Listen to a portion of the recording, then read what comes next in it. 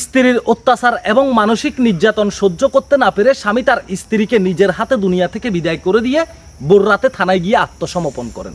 শুনলে অবাক হবেন স্বামী তার স্ত্রীকে কেন দুনিয়া থেকে বিদায় করেছে। একজন পুরুষকে নির্যাতন অত্যাচার করতে করতে তার জীবনটাকে কতটুকু বিষময় করে ফেললে সে তার সহধর্মিণীকে দুনিয়া থেকে নিজের হাতে বিদায় করতে বাধ্য হন। দর্শক শ্রোতা, এই চাঞ্চল্যকর ঘটনাটি ঘটে যায় মুন্সিগঞ্জে।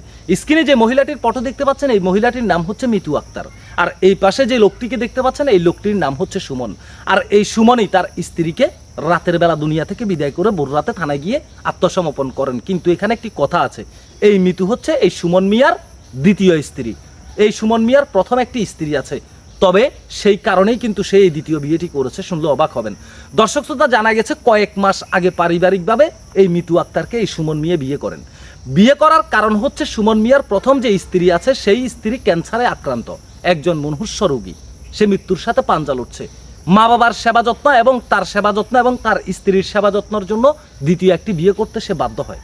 এবং কি এই মিতু আক্তারের পরিবারের কাছে সে বিয়ের প্রস্তাব নিয়ে যায় যে আমার প্রথম একটা স্ত্রী আছে, সন্তান আছে, আমার সেই স্ত্রী ক্যান্সারে আক্রান্ত, মৃত্যুর সাথে পাঞ্জা লড়ছে, আমার মা বাবা আছে, আমার পরিবারের সেবার জন্য একজন নারী দরকার, আমি কাউকে স্ত্রী স্বীকৃতি দিয়ে নিয়ে যেতে চাই আমার বাড়িতে, যদি আপনাদের আপত্তি না থাকে আপনাদের মেয়েকে আমি বিয়ে করতে পারি।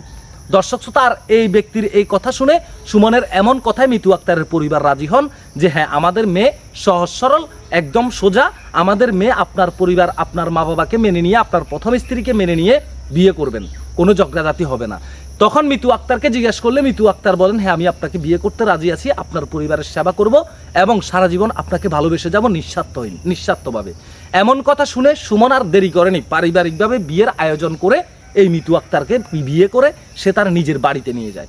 বাড়িতে নিয়ে যাওয়ার পরবর্তীতে কিছুদিন সংসার ভালো চললে কিছুদিন পরেই কিন্তু এই মিতু আক্তারের বিভিন্ন ধরনের চাহিদা জাগে।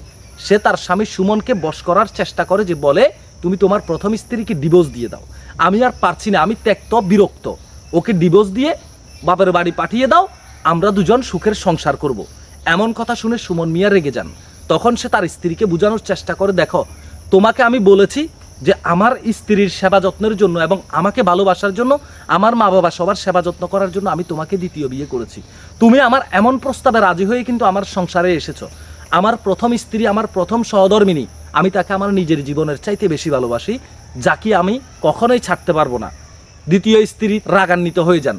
প্রতি রাতেই কিন্তু তার স্বামী সুমন মিয়ার সাথে ঝগড়াঝাটি করেন তার প্রথম স্ত্রীকে তালাক দেওয়ার জন্য। তার পরবর্তীতে বাড়ি থেকে একটু দূরে একটি বাসা নেন। বাসা নিয়ে তার দ্বিতীয় স্ত্রী মিতু আক্তারকে সেই বাসায় নিয়ে যান এবং বলেন যে আমার প্রথম স্ত্রী তোমার সমস্যা, আমার পরিবার তোমার সমস্যা, এই জন্য তোমাকে বাসায় নিয়ে এসেছি, এখানে তোমাকে কেউ ত্যক্ত বিরক্ত করবে না, তারপরেও অন্ততপক্ষে তুমি আমার সংসার করো, থাকো, কারণ আমি তোমাকে বিয়ে করেছি। মিতু আক্তার এমন কথা শুনে চুপচাপ মেনে নিলেন, কোনো কথা বললেন না। কিন্তু কিছুদিন পর আবারও বলতে থাকেন যে তুমি তোমার প্রথম স্ত্রীকে তালাক দিয়ে দাও।